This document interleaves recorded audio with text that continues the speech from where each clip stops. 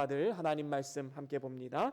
민수기 20장 14절에서 21절까지 말씀, 지난주와 동일한 말씀을 가지고 또 다른 측면에서 우리가 하나님의 음성을 듣기를 원합니다. 민수기 20장 14절에서 21절까지 말씀입니다. 우리 한 절씩 교독하고 마지막 절은 다 같이 읽습니다.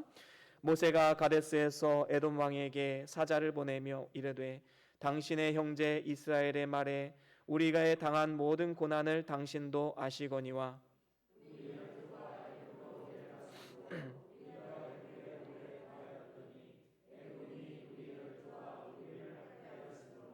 우리가 여호와께 부르짖었더니 우리 소리를 들으시고 천사를 보내사 우리를 애굽에서 인도하여 내셨나이다. 이제 우리가 당신의 변방 모퉁이 한 성읍 가데스에 있사오니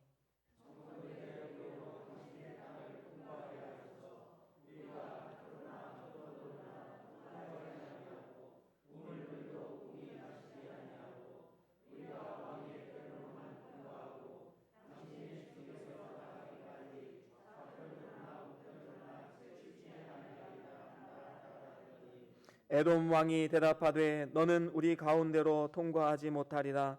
내가 나가서 칼로 너를 맞을까 염려하라.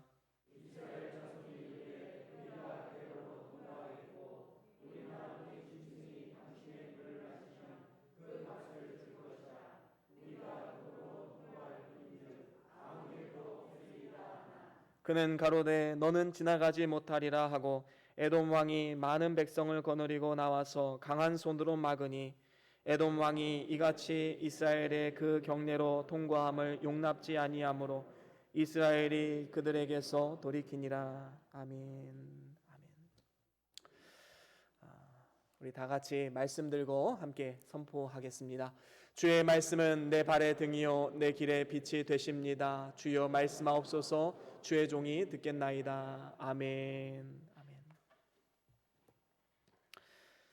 아멘. 오늘은 민수기 20장 14절에서 21절 말씀으로 지난주에 이어서 정당한 요구와 거절 두 번째 시간으로 함께 말씀을 나눠보길 원합니다. 우리는 지난 시간에 모세가 에돔 왕에게 사자를 보내서 에돔 땅을 안전하게 통과할 것을 요구하는 이러한 장면을 함께 살펴보았습니다. 그래서 진정으로 믿음으로 사는 삶이 어떤 삶인지 우리가 세 가지로 함께 말씀을 나누었었지요. 그런데 우리가 이 땅에서 믿음으로 살아간다고 해서 이 세상 사람들이 우리를 항상 반기는 것은 아닙니다. 이 세상은 공중권세 잡은 사단이 다스리고 있기 때문에 어떻게 하면 믿는 자들을 실족해 하고 무너뜨릴 수 있을까? 이러한 태도로 우리를 공격해오고 있음을 우리는 보게 됩니다. 그래서 날마다 발목을 잡고 늘어지고 때로는 넘어지게 해서 낙심에 빠지도록 만드는 것이지요. 우리가 직장 생활만 하더라도 그렇지 않습니까? 마치 외딴 섬에 있는 것처럼 우리와 다른 말투, 우리와 다른 행동으로 그들과 하나 되지 못하는 이러한 모습을 통해서 때로는 핍박을 받기도 하고 때로는 조롱을 받기도 하는 이러한 모습들을 우리는 보게 됩니다. 그래서 때로는 믿었던 사람들에게 배신을 당하기도 하고 믿지 않는 가족으로부터 외면을 당하기도 하고 직장 동료로부터 따돌림을 당할 수 있는 것이 바로 우리 믿음의 사람들인 것입니다. 그럴 때 우리는 때로는 서운하기도 하고 배신감을 느끼기도 하지요. 오늘 말씀의 이스라엘 백성들에게 아마도 이러한 마음이 있지 않았나 생각이 됩니다. 에돔이 어떤 민족입니까? 이스라엘 민족에게는 형제 국가입니다. 에서의 후예이기 때문에 형제 민족, 형제 국가다라고 말할 수 있는 것이지요. 물론 한때 야곱이 형 에서와 또 아버지 이삭을 속임으로 인해서 그 형제를 등졌던 이러한 시기가 있었습니다. 하지만 그들은 결국 화해를 했고 일이 잘 마무리되었습니다. 그런데 오늘 말씀해 보면 이스라엘이 애굽에서 많은 고통을 받고 있다가 간신히 하나님의 은혜로 구원을 받아서 이렇게 에돔 땅 앞에까지 40년의 세월을 지난 다음에 오게 되었는데 그저 지나가게만 해달라는 부탁을 아주 매정하게 거절하는 이러한 모습이 나오는 것입니다. 우리가 지난주에 살펴본 바와 같이 이스라엘이 뭐라고 부탁을 합니까? 밭으로나 포도원으로 통과하지 않고 우물물도 공히 마시지 않고 왕의 대로로만 통과하고 좌편으로나 우편으로나 치우치지 않겠노라고 말하면서 도움을 구했습니다. 하지만 에돔 왕은 뭐라고 화답합니까? 18절에 보면 에돔 왕이 대답하되 너는 우리 가운데로 통과하지 못하리라. 내가 나가서 칼로 너를 맞을까 염려하라 라고 말하고 있음을 보게 됩니다. 사실 이스라엘이 에돔에게 이렇게 지나갈 것을 요구했던 것은 물론 하나님의 명령도 있었지만 가장 중요한 이유 중에 하나가 에돔 민족에게 해를 입히고 싶지 않았기 때문인 것입니다. 만약에 그 땅을 무력으로 지나가려면 전쟁을 피할 수가 없겠지요. 그러면 에돔 땅도 망하고 이스라엘도 망하는, 그 서로 전력이 너무나도 손실이 되는, 그래서 이제 하나님이 약속하신 가나안 땅에 가서는 정작 힘을 쓰지 못하는 이러한 상황이 펼쳐질 수 있기 때문에 에돔 민족과 자신의 민족을 위해서 이스라엘은 그저 안전하게 지나갈 수만 있게 해달라고 요청을 했던 것입니다. 그런데 오히려 에돔에게 유익을 주는 이러한 정당한 요구에도 불구하고 에돔은 거절하고 말하지요. 그래서 모세는 한 번 더 부탁을 합니다. 다시 한번 간절히 부탁하지요. 그러자 돌아온 에돔 왕의 대답은 이러했습니다. 20절 한번 같이 읽어볼까요? 오늘 본문 20절입니다. 함께 읽어보겠습니다. 시작. 그는 가로되 너는 지나가지 못하리라 하고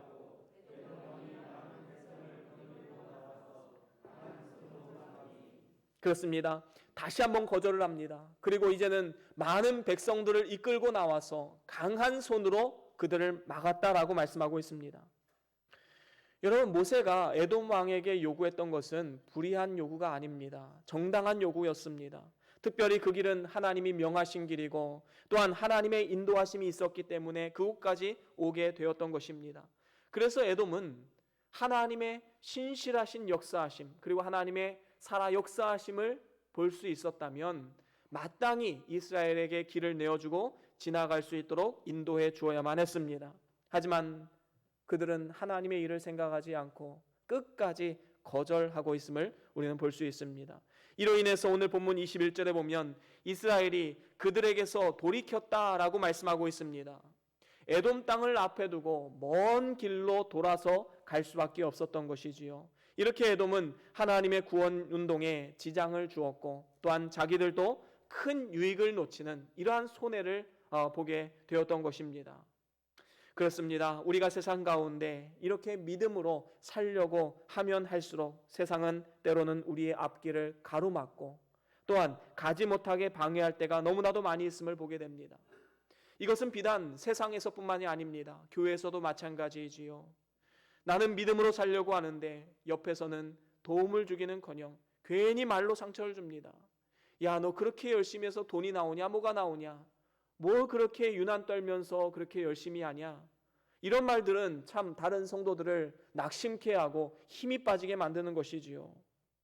그렇다면 우리가 가는 이 믿음의 길 가운데 시시때때로 우리를 대적하거나 막아서는 이러한 사람들을 향해서 과연 우리는 어떤 자세로 이 세상 앞에 나아가야 할까요? 오늘 성경 말씀을 통해서 하나님은 우리에게 이렇게 말씀하십니다. 선으로 악을 갚으라 라고 말이지요. 여러분, 우리는 악을 악으로 갚는 사람들이 아니라 선으로 악을 갚는 사람이 되어야 하는 것입니다. 용서로 복수하는 이러한 삶을 살아가야 마땅한 것입니다. 그렇습니다. 우리는 오늘 말씀에서도 이스라엘은 그 길을 막아서는 에돔을 향해서 전쟁 대신 돌아가는 길을 택하게 됩니다. 다시 말하면 이스라엘이 손해보고 희생했던 것이지요. 그러면 이런 질문이 생길 것입니다. 왜 우리가 바보같이 이렇게 피하고 왜 우리가 바보같이 이렇게 돌아가야 하고 왜 우리만 손해보아야 합니까? 그것이 진정으로 믿음으로 사는 사람들의 삶의 자세이기 때문에 그런 것입니다. 그렇다면 우리가 선으로 악을 갚아야 하는 이유가 무엇인가? 거기에 대해서 저는 여러분들과 오늘 세 가지로 함께 말씀을 나눠보길 원합니다. 첫 번째로는 형제를 용서하라 말씀하셨기 때문인 것입니다. 우리가 선으로 악을 갚아야 하는 이유는 하나님께서 우리에게 형제를 용서하라 말씀하셨기 때문인 것이지요. 만약에 이스라엘이 에돔 민족이 막아서는 이러한 상황 속에서 어떻게 그럴 수 있느냐라고 하면서 분노하며 에돔을 공격했다면 이스라엘 군대의 수요도 굉장히 많았기 때문에 아마도 이길 수도 있는 그런 상황이었을 것입니다. 하지만 그 전쟁에서 승리한들 하나님 보시기에는 패배한 것입니다. 왜 그렇습니까? 하나님이 원치 않는 전쟁이었기 때문입니다. 하나님이 명하신 땅은 어디입니까? 가나안이지요. 그러면 가나안 정복을 위해서 그들은 최대한 군대를 아껴야만 하고 힘을 비축해야만 했습니다. 하지만 에돔과의 전쟁에서 힘을 다 써버리면 하나님의 뜻을 이룰 수가 없는 것이지요. 오늘날 우리가 이 땅을 살아가면서 때로는 우리를 대적하거나 마음을 아프게 하는 사람들을 향해서 복수하고 싶은 마음, 당한 대로 갚아주고 싶은 마음 왜 들지 않겠습니까? 이건 어쩌면 당연한 감정일지 모릅니다. 왜냐하면 우리의 육신은 연약하고 또 악한 본성을 가지고 있기 때문에 이런 생각이 드는 건 어쩌면 당연한 것입니다. 하지만 우리가 하나님의 마음을 품고 그들을 용서하지 못하고 당한 대로 안 갚음을 하면, 다시 말하면 악을 악으로 갚아버린다면 어떻게 되겠습니까? 당한 사람은 또 가만히 있지 않겠지요. 힘을 비축해서 다시 우리를 공격해 올 것입니다. 우리가 옛날에 무협 영화를 보면 아버지를 죽인 원수 하면서 아들이 막 칼을 가르면서 무술을 연마하는 이러한 모습을 많이 보게 되었지요. 그러면 나중에 무술을 연마해서 그 원수를 갚았다 칩시다. 그러면 그 상대방의 그 죽은 원수의 아들은 또 가만히 있겠습니까? 내 아버지를 죽인 원수 하면서 또 칼을 갈지 않겠습니까? 이것이 악의 되물림입니다. 우리가 악을 악으로 갚아버리면 그 악은 반드시 되물림 되게 되어 있습니다. 다시 나에게 돌아온다라는 것이지요.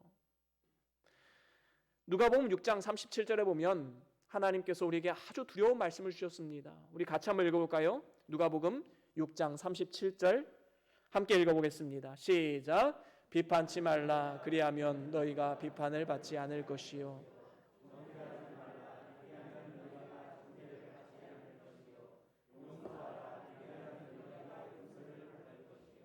아멘. 그렇습니다. 남을 판단하고 정죄하고 용서하지 못하면 결국에 하나님께서도 우리를 판단하시고 정죄하시고 용서하지 않으시겠다라는 너무나도 두렵고 떨리는 말씀인 것입니다. 만약에 이 사실을 깨닫지 못하면 우리는 일평생을 누군가를 증오하고 정죄하고 비판하느라 인생을 허비하게 되는 것이지요.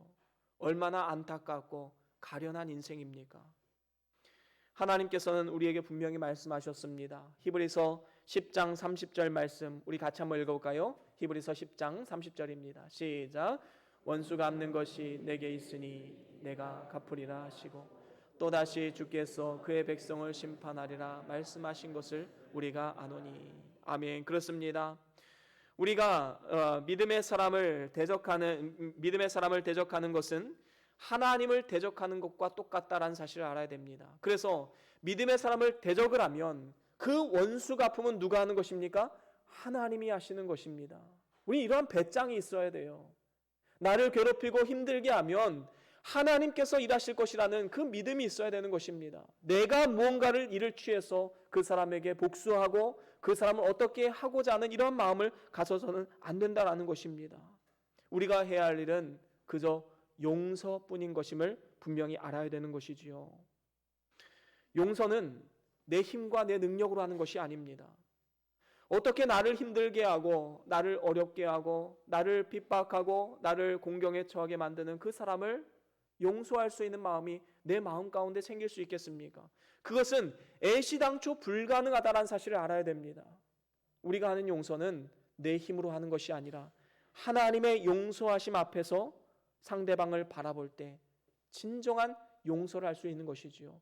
하나님이 나를 얼마나 사랑하셨는가, 나를 용서하셨는가, 그것을 알아야지만 우리는 진정한 용서를 베풀 수가 있는 것입니다.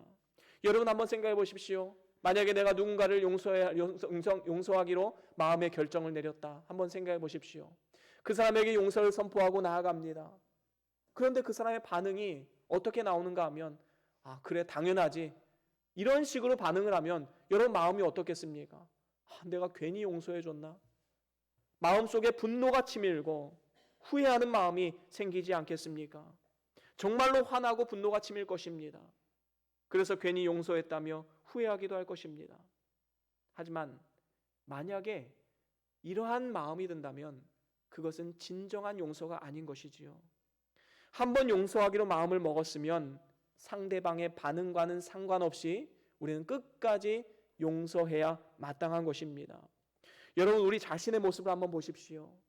하나님께서 우리의 죄를 눈감아 주시고 죄 용서를 해 주셨습니다. 그것은 예수 그리스도의 십자가의 피공로로 말미암아 우리가 죄 사함을 얻게 된 것이지요. 그런데 우리의 태도는 어떻습니까? 처음에는 감사합니다. 하지만 시간이 지나면 어떻습니까? 때로는 환경적인 어려움이 닥치고 내 마음과 내 뜻대로 되지 않으면 하나님 앞에 또 불평하게 됩니다. 원망하게 됩니다. 여러분, 이러한 모습을 보면서, 이러한 우리의 태도를 바라보면서 하나님께서 너 그런 식으로 나올래? 나 너의 구원 취소해 버릴 거야. 그렇게 말한다면 여러분, 100번 1000만 우리가 용서받지 못한다 할지라도 우리는 유구무원입니다. 할 말이 없습니다. 왜냐하면 우리의 태도가 그렇기 때문입니다. 여러분, 정말로 우리의 삶 가운데 진정한 용서를 베풀기를 원한다면 하나님이 나를 어떻게 용서하셨는지 그거를 우리는 따져보아야 되는 것입니다. 에베소서 4장 32절 말씀 우리 같이 한번 읽어볼까요? 에베소서 4장 32절 말씀입니다. 함께 읽어봅니다. 시작. 서로 인자하게 하며 불쌍히 여기며 서로 용서하기를 하나님이 그리스도 안에서 너희를 용서하심과 같이 하라. 아멘. 그렇습니다. 도저히 용서를 받을 수 없는 우리를 하나님께서 긍휼히 여기시고 사랑하셔서 그 아들 독생자 예수 그리스도를 이 땅 가운데 보내주시고 그를 화목제물로 삼으셔서 우리를 향한 하나님의 사랑을 확증하셨습니다. 이 사랑과 용서를 받았기 때문에 우리는 이 땅 가운데 사랑과 용서를 베풀 수 있는 자가 되는 것이지요. 여러분, 나를 힘들게 하고 괴롭게 하고 나의 길을 막아서는 그런 사람들, 정말로 용서할 수 있는 그런 마음이 들지 않는다면 용서할 수 있는 마음이 달라고 기도할 것이 아니라 하나님이 나를 얼마나 사랑하시고 나를 용서하셨는지 하나님의 사랑에 집중해 볼 필요가 있는 것입니다. 그러면 하나님께서 우리의 마음을 어루만지시고 변화를 일으켜 주셔서 진정한 용서의 사람으로 거듭날 수 있도록 우리의 삶을 인도하실 것입니다. 그래서 용서는 엄밀히 말하면 내가 하는 것이 아닙니다. 하나님이 주시는 능력으로 하는 것이고 또한 우리는 그저 순종하는 것에 불과한 것입니다. 이 원리를 알아야지만 우리는 진정으로 우리를 대적하는 사람들을 용서할 수가 있는 것입니다. 저와 여러분들이 삶 가운데 우리의 마음을 아프게 하고 우리를 대적하고 우리에게 상처 주고 반기를 드는 그 사람들을 향해서 이러한 진정한 용서를 통해서 하나님의 영광을 나타내시고 또 주변 사람들을 축복하는 복의 도구로서 귀한 사명 감당하는 우리 모두의 삶이 다 될 수 있기를 주의 이름으로 간절히 축원합니다. 그런가 하면 두 번째로는 형제를 사랑하라 말씀하셨기 때문입니다.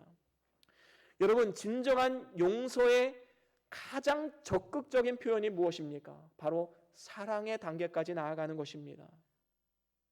하나님께서는 우리가 이제 용서의 단계를 넘어서서 사랑하기를 원하시는 것입니다. 오늘 말씀에 이스라엘에게 하나님께서 요구하시는 것이 바로 이것이지요. 아무리 정당한 요구를 거절했다 할지라도 너희들은 에돔을 미워해서는 안 된다라고 분명히 말씀하고 있습니다. 신명기 23장 7절 말씀 우리 같이 한번 읽어볼까요? 신명기 23장 7절 말씀입니다. 시작. 너는 에돔 사람을 미워하지 말라. 그는 너의 형제니라.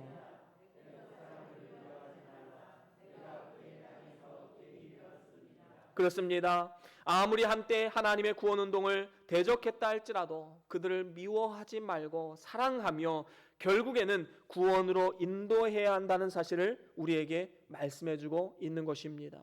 이처럼 원수에게 복음을 전하는 것, 이것이 원수를 사랑하는 가장 적극적인 표현임을 분명히 알아야 되는 것입니다. 여러분, 역사적으로도 보면 우리나라는 중국과 일본에 너무나도 큰 어려움을 당했지요. 역사에서 보면 이 병자호란, 임진왜란, 그리고 일제치하, 너무나도 굴욕과 또 수치와 어려움을 당하게 되었습니다.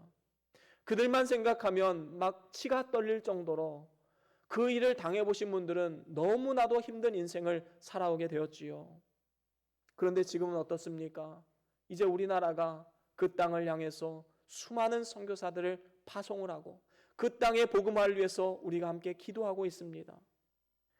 아무리 일본이 지난날의 과오에 대해서 사과하지 않고 아무리 얄미운 짓을 한다 하더라도 우리는 끝까지 그들을 위해서 기도하고 사랑을 베풀고 그들을 위해서 기도하면서 선으로 악을 갚는 이러한 삶을 살아가야 마땅한 것입니다. 이 모든 것이 악을 악으로 갚지 않고 선으로 악을 갚기를 원하시는 하나님의 뜻을 이루는 길인 것입니다. 그래서 우리가 이 땅에서 사는 동안 해야 할 일은 오직 사랑입니다. 여러분, 이 두꺼운 성경, 이 성경을 딱 한 문장으로 쪼린다면 어떤 것이 나올까요? 그것은 하나님 사랑, 이웃 사랑입니다. 10계명의 두 돌판, 1계명부터 4계명까지는 하나님을 어떻게 사랑할 것인가? 5계명부터 10계명까지는 이웃을 어떻게 사랑할 것인가? 성경의 모든 본문 말씀들이 하나님을 사랑하고 이웃을 사랑하라. 그 방법으로 제시한 것이 예수 그리스도를 구주로 영접하고 우리가 구원의 반열에 오르는 이러한 하나님의 역사하심을 기록한 것이 성경 아니겠습니까? 그래서 예수님께서도 이런 말씀을 하셨지요. 마태복음 22장 37절, 38절입니다. 39절, 40절까지 우리 같이 쭉 한번 읽어보겠습니다. 시작. 예수께서 가라사대 내 마음을 다하고 목숨을 다하고 뜻을 다하여 이것이 크고 첫째는 계명이요 둘째는 그와 같으니 내 이웃을 내 몸과 같이 사랑하라 하셨으니 이 두 계명이 온 율법과 선지자의 강령이니라. 아멘. 그렇습니다. 하나님을 사랑하고 이웃을 사랑하라. 하나님이 우리를 향하신 뜻을 밝히 보여주고 있는 것입니다. 이 두 가지는 따로 떨어진 것이 아닙니다. 하나님을 사랑하는데 이웃을 사랑하지 않는다? 아니면 이웃을 사랑하는데 하나님을 사랑하지 않는다? 이거는 따로 떨어질 수가 없는 것이지요. 여러분, 하나님을 진정으로 사랑하면 이웃을 사랑할 수밖에 없는 것입니다. 또한 반대로 이웃을 사랑함을 통해서 내가 하나님을 얼마나 사랑하는지를 보여줄 수 있는 것이지요.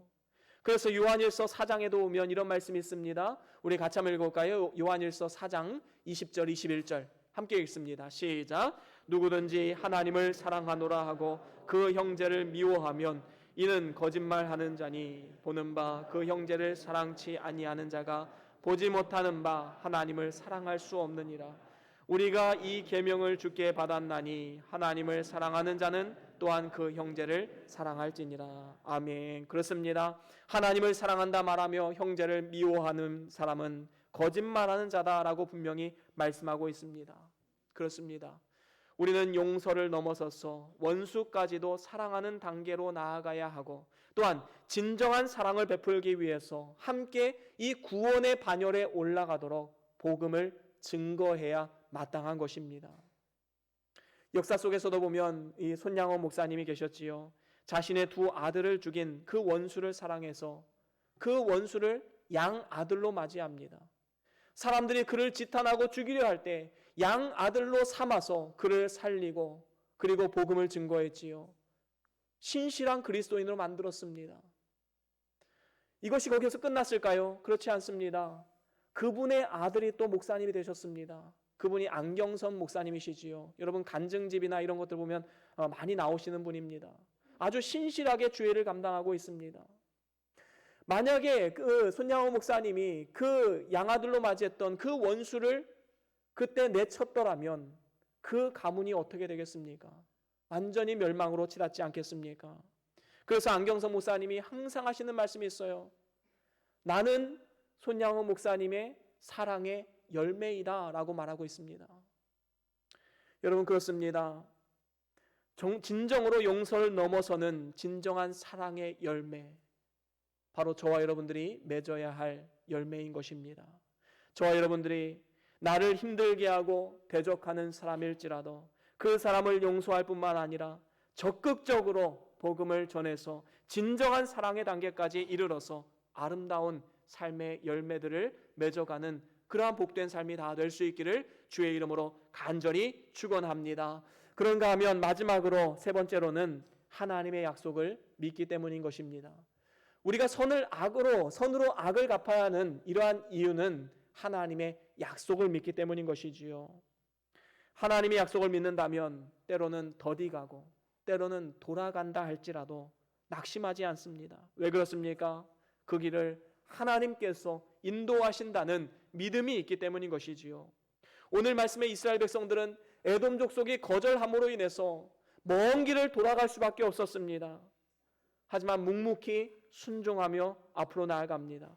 이 모습을 신명기에서 이렇게 표현하고 있지요. 신명기 2장 8절입니다. 우리 같이 한번 읽어볼까요? 신명기 2장 8절 9절 말씀 우리 같이 한번 읽어보겠습니다. 시작. 우리가 세일산에 거하는 우리 동족 에서의 자손을 떠나서 아라바를 지나서 엘랏과 에시온게벨 곁으로 지나 행하고 돌이켜 모압 광야길로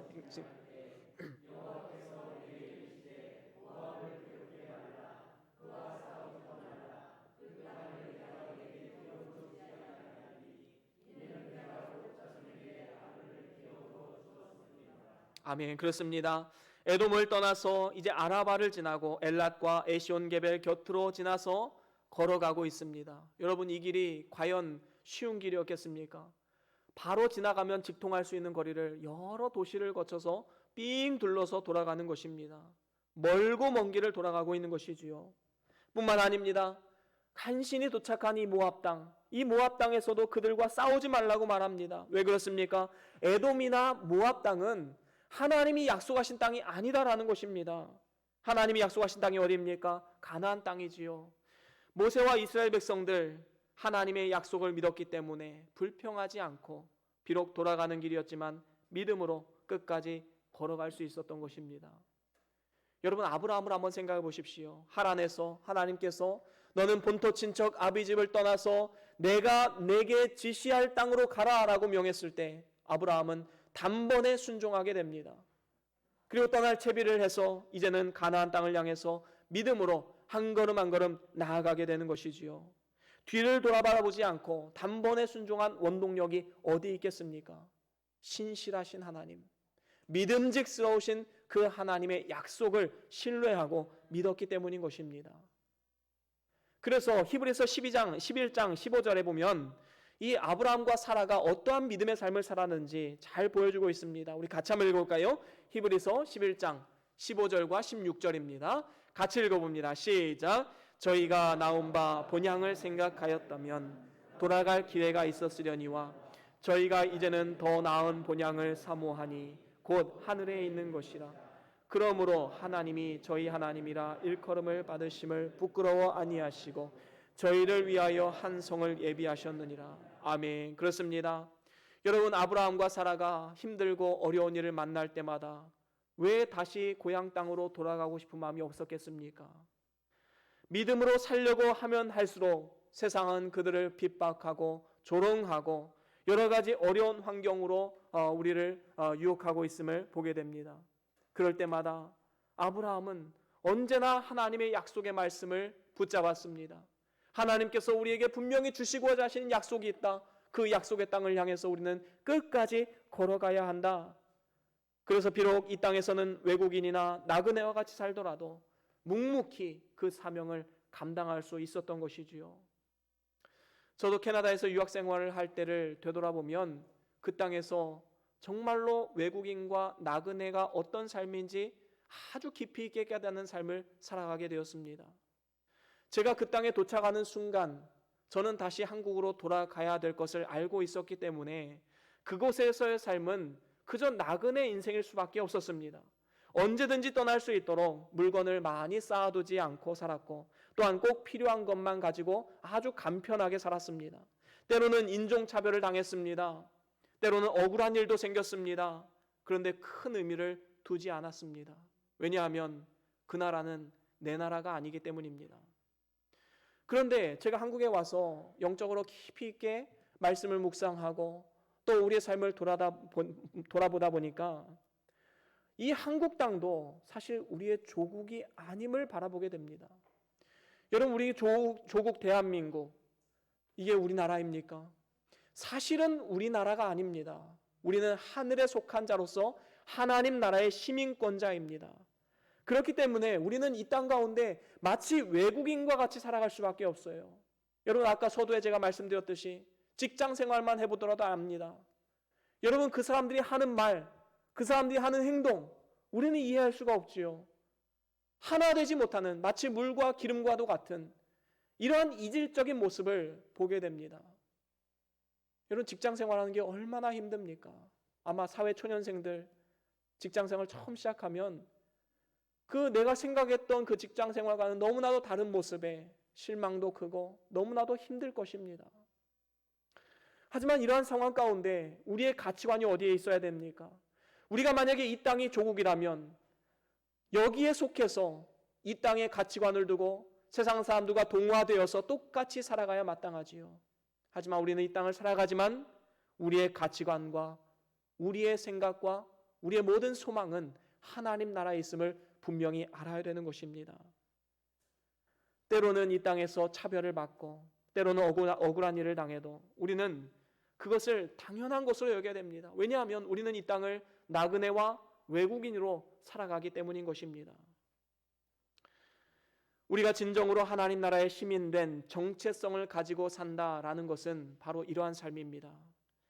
지금 우리가 서 있는 땅은 우리의 종착지가 아닙니다. 하늘 가나안을 향해서 가는 영적인 이 광야의 길인 것이지요.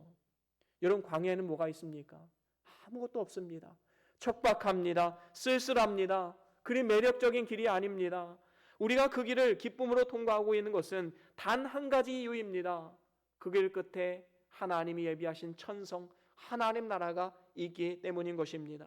오늘 말씀에 이스라엘 백성들이 형제국가 에돔이 지금 막 막아서는 이러한 상황 가운데서, 돌아가야 하는 이러한 상황 가운데서 그들과 대적하지 않고 이스라엘이 묵묵히 하나님 가라 명하신 그 길을 걸어갈 수 있었던 것, 순종하면서 갔던 것은 하나님께서 약속하신 땅, 가나안 땅을 목표로 삼았기 때문임을 우리는 반드시 기억해야 할 것입니다. 그렇습니다. 우리가 이 땅을 살아가면서 때로는 억울한 일, 서운한 일, 때로는 죽을 것 같이 힘든 일을 당한다 할지라도 우리가 이 모든 상황들을 이겨낼 수 있는 힘과 원동력이 어디서 나오는 것일까요? 바로 하나님께서 우리를 위해 예비하신 천성을 바라보며 날마다의 삶 가운데 주님과 더불어 동행하는, 그래서 그러한 삶이 영원한 삶으로 연속되어지는 영생의 삶이 예비되어져 있기 때문에 우리는 기쁨과 감사함으로 이 땅을 살아갈 수 있는 것입니다. 여러분, 우리에게 믿음이 있어야 돼요. 하나님께서는 절대로 우리에게 징계하실지언정 망하게는 하지 않는다라는 믿음이 있어야 됩니다. 여러분, 다윗은 믿음으로 살려고 하면 할수록 사울은 더 거세게 다윗을 죽이려 했습니다.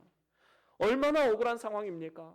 하나님 앞에 토로합니다. 하나님, 내가 진정으로 이 사울을 용서하고 그를 위해서 살아가려고 하는데 왜 사울은 나를 죽이려고만 할까요? 왜 나를 대적하려고만 할까요? 다윗은 이해할 수 없는 상황 가운데 날마다 눈물로 하나님 앞에 호소하며 기도했을 것입니다. 그러다 하나님의 은혜를 깨닫게 되자 그는 이런 아름다운 찬송시를 짓게 됩니다. 시편 16편 5절 말씀부터 제가 한번 읽어보겠습니다. 시편 16편 5절 말씀부터 여호와는 나의 산업과 나의 잔의 소득이시니 나의 분깃을 지키시나이다. 내게 줄로 재어진 구역은 아름다운 곳에 있으며 나의 기업이 실로 아름답도다. 나를 훈계하신 여호와를 송축할지어다. 밤마다 내 심장이 나를 교훈하도다. 내가 여호와를 항상 내 앞에 모시며 내가 그 내 우편에 계심으로 내가 요동치 아니하리로다. 또한 9절부터 이렇게 말씀합니다. 이러므로 내 마음이 기쁘고 내 영광도 즐거워하며 내 육체도 안전히 거하리니 이는 내 영혼을 음부에 버리지 아니하시며 주의 거룩한 자로 썩지 않게 하실 것임이니이다. 주께서 생명의 길로 내게 보이시리니 주의 앞에는 기쁨이 충만하고 주의 우편에는 영원한 즐거움이 있나이다. 아멘. 그렇습니다. 여러분, 다윗이 힘들고 어려운 그 상황 가운데 그가 바라보았던 것은 무엇입니까? 생명의 길, 하나님이 약속하신 말씀, 하나님의 신실하심을 바라볼 수 있었습니다. 그래서 이러한 억울한 상황 가운데서도 끝까지 죄짓지 않고 믿음으로 끝까지 승리할 수 있는 삶을 살아갈 수 있었던 것이지요. 여러분, 우리는 환경을 바라보는 사람입니까? 아니면 하나님의 약속을 바라보는 사람입니까? 우리 자신의 삶의 모습을 한번 깊이 있게 들여다봅시다. 만약에 억울한 상황 앞에서 분노하고 신세한탄하면서 살아가고 있다면 우리는 하나님의 약속을 바라보고 있지 않다는 증거가 바로 여기에 나타나는 것입니다. 반면에 힘든 상황 속에서도 하나님 앞에 감사하며 하나님 명하신 그 길을 묵묵히 우리가 걸어가고 있다면 그것이야말로 하나님의 약속을 바라보고 있다는 가장 강력한 증거인 것입니다. 저와 여러분들이 하나님의 약속을 바라보면서 설령 세상이 우리를 대적하고 심지어는 우리 가까운 사람들이 우리를 괴롭힌다 할지라도 끝까지 하나님의 약속을 신뢰하고 믿음으로 담대하게 나아감을 통하여서 다윗과 같이 하나님이 주시는 기쁨과 즐거움을 놓치지 않는 그러한 믿음의 삶을 살아갈 수 있기를 주의 이름으로 간절히 축원합니다. 이제 말씀을 마무리합니다. 이스라엘은 그들의 정당한 요구에도 불구하고 에돔은 끝까지 이스라엘을 대적하며 거절했습니다. 하지만 이스라엘은 하나님의 뜻을 따라서 악을 악으로 갚지 않고 선으로 악을 갚는 이러한 축복의 삶을 살아갔던 것입니다. 우리가 선으로 악을 갚아야 하는 이유에 대해서 세 가지로 말씀을 나누었지요. 첫 번째로는 하나님께서 용서하라 말씀하셨기 때문이고, 두 번째로는 하나님께서 사랑하라 말씀하셨기 때문이고, 세 번째로는 하나님의 약속을 믿고 신뢰하기 때문인 것입니다. 우리 모두가 이 세 가지 이유를 꼭 마음판에 새기시고 끝까지 믿음의 길을 걸어가시고 그 길 가운데 어떠한 어려움과 방해 세력과 우리를 조롱하고 핍박하는 세력을 만난다 할지라도 선으로 악을 갚음으로써 최후 승리의 영광을 누리시고 하나님의 기쁨이 되어서 하나님 앞에 서는 그날에 잘했다 칭찬받는 저와 여러분들의 복된 삶이 다 될 수 있기를 주의 이름으로 간절히 축원합니다. 우리 다 같이 오늘 받은 말씀 기억하시면서 잠깐 동안 기도하겠습니다. 어떠한 말씀을 받으셨습니까? 어떠한 마음에 감동이 생기셨습니까? 내가 용서해야 할 대상이 떠오르셨습니까? 내가 정말로 사랑하고 복음을 전해야 될 그 대상이 떠오르셨습니까? 내가 붙잡아야 할 하나님의 약속이 생각나셨습니까? 그 말씀을 붙잡고 결단하면서 이 시간 잠깐 동안 묵상기도 하시겠습니다.